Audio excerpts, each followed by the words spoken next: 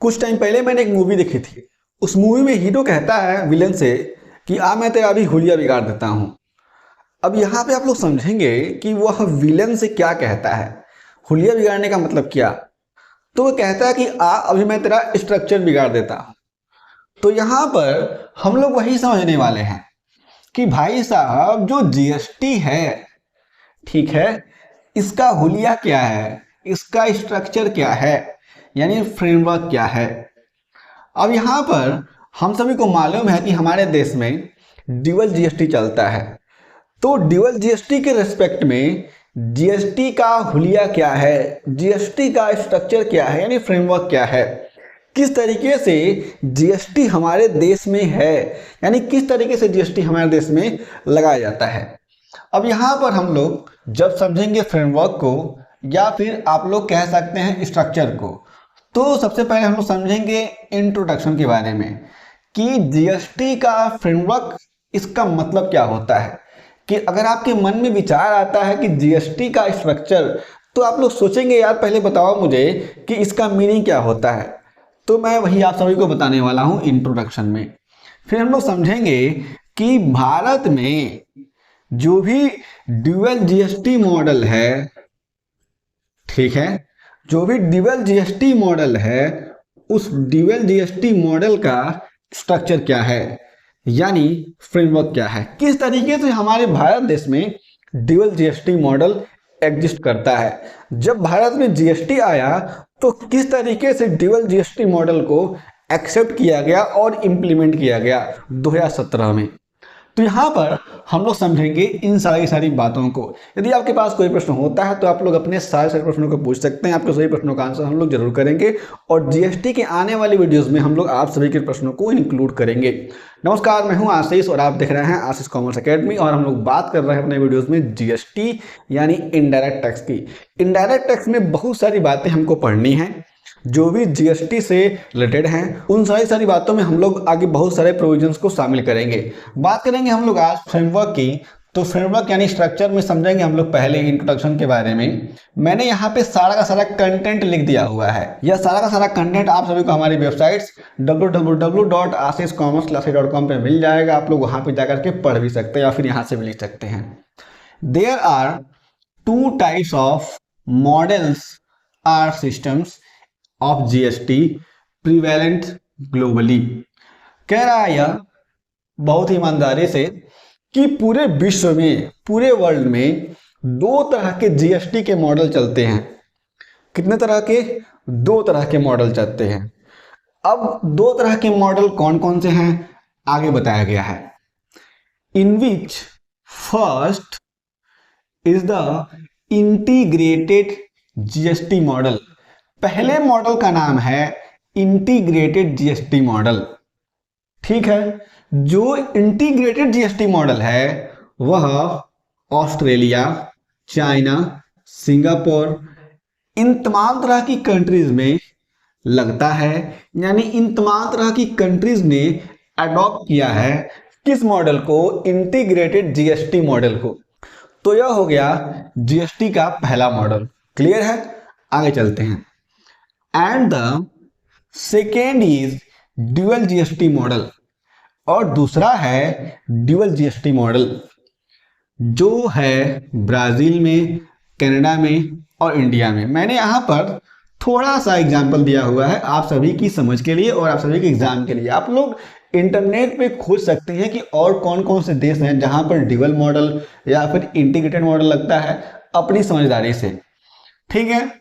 अब मैं यहाँ पे एक और आप सभी को आंसर देता हूं कि जो भारत में यानी इंडिया में जो ड्यूअल जीएसटी मॉडल अडॉप्ट किया गया है वो कनाडा से प्रेरित है।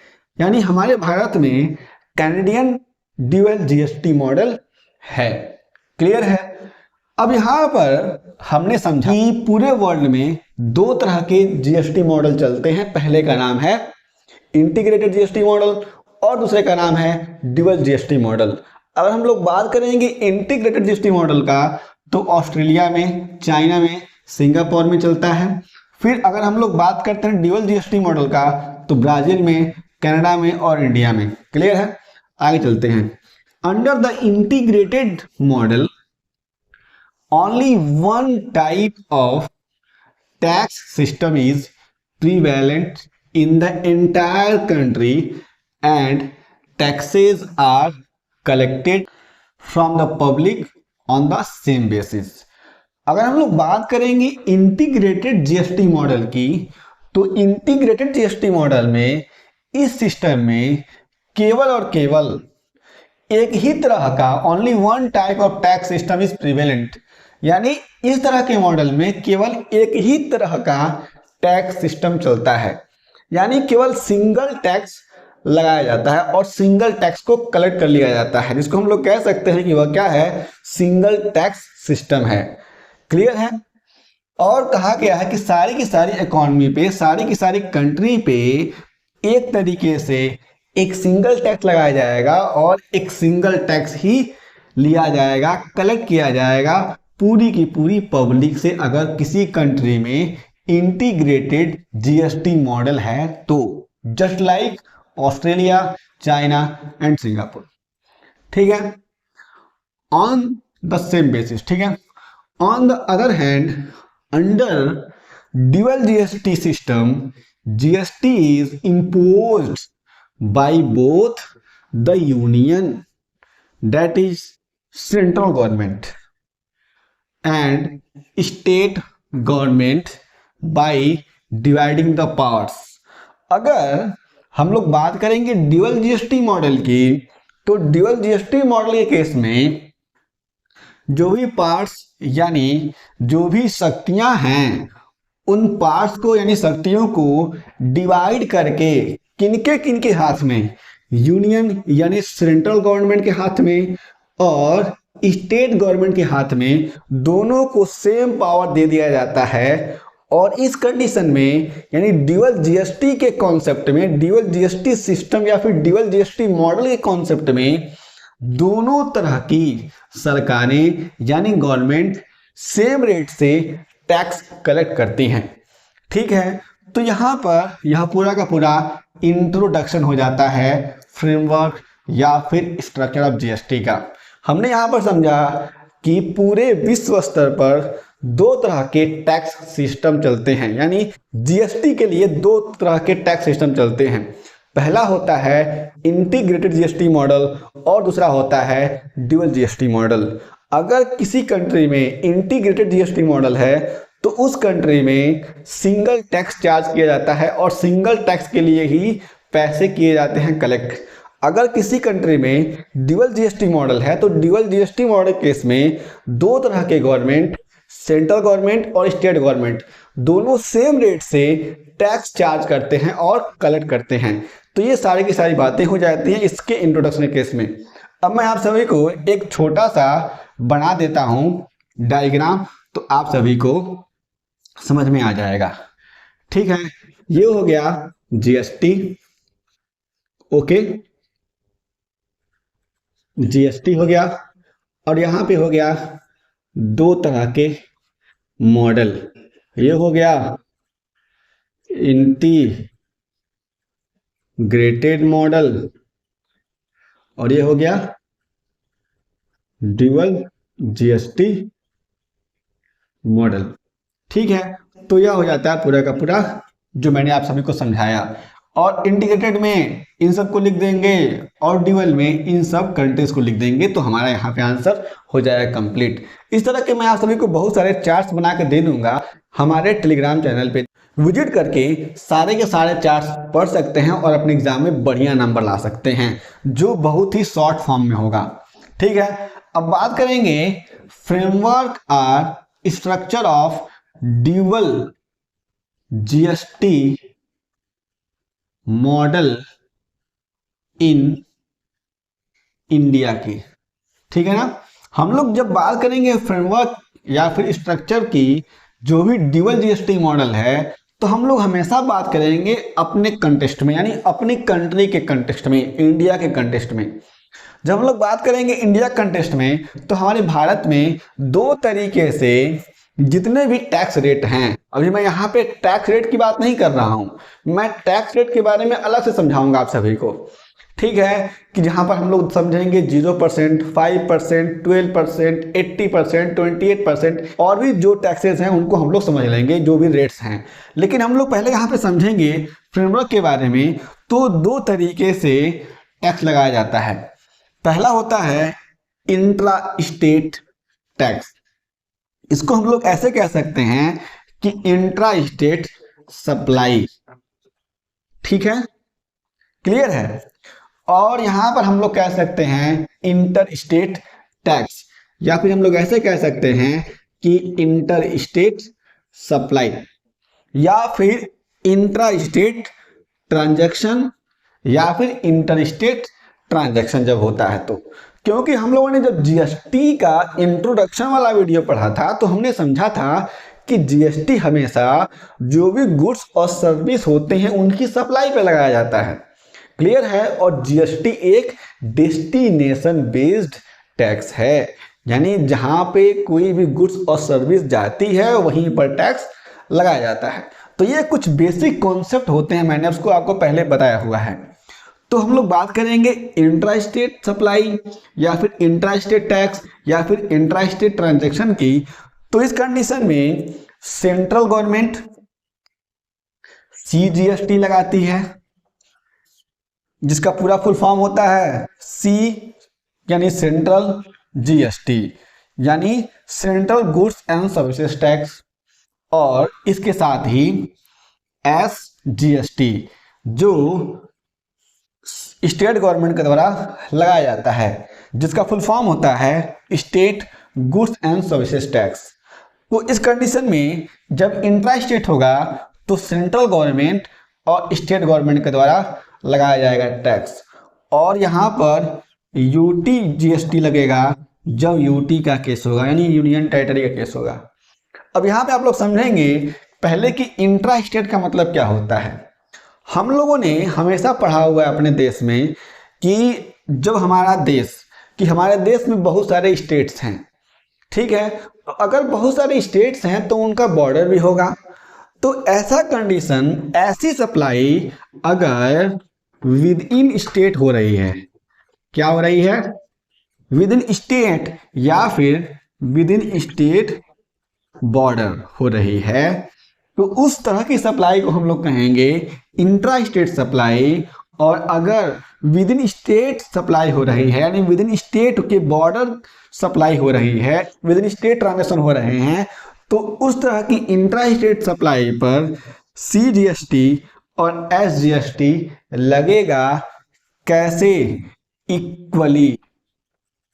इक्वल अमाउंट से टैक्स लगेगा, सीजीएसटी भी और एसजीएसटी भी। सीजीएसटी को लगाएगा सेंट्रल गवर्नमेंट और एसजीएसटी को लगाएगा स्टेट गवर्नमेंट।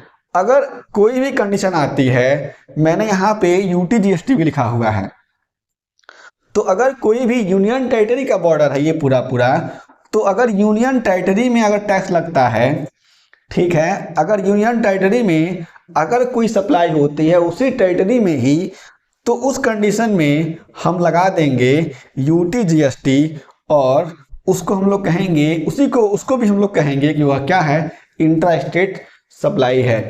ठीक है। अब कैसे हम डिसाइड करेंगे कि कहाँ पर इंट्रा स्टेट होगा, तो कैसे कैसे टैक्स पे करना होगा। एग्जाम्पल देता हूँ, आपको समझ में आ जाएगा। अगर मान लीजिए मैं यूपी की बात करता हूँ, ठीक है, और यहाँ पर लखनऊ से सामान जा रहा है नोएडा, ठीक है, तो यहां से जो भी गुड्स जाएगा, यानी यूपी के बॉर्डर के अंदर ही जब सप्लाई हो रही है, तो मान लीजिए अगर उस पर 12% टैक्स लगा है, जो भी गुड्स भेजा जा रहा है, तो इस 12% में से 6% ले लेगा सेंट्रल गवर्नमेंट सीजीएसटी के लिए और 6% ले लेगा स्टेट गवर्नमेंट एसजीएसटी के लिए। ठीक है।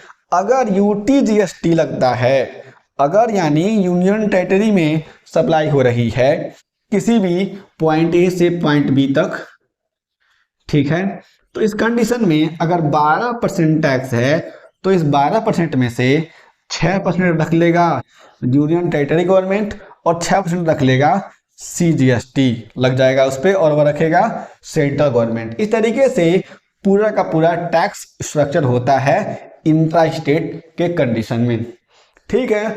और अगर हम लोग आते हैं इंटर स्टेट सप्लाई के कंडीशन में, इंटर स्टेट सप्लाई या फिर इंटर स्टेट ट्रांजैक्शन में, तो यहां पर केवल और केवल ये देखा जाता है कि यहां पर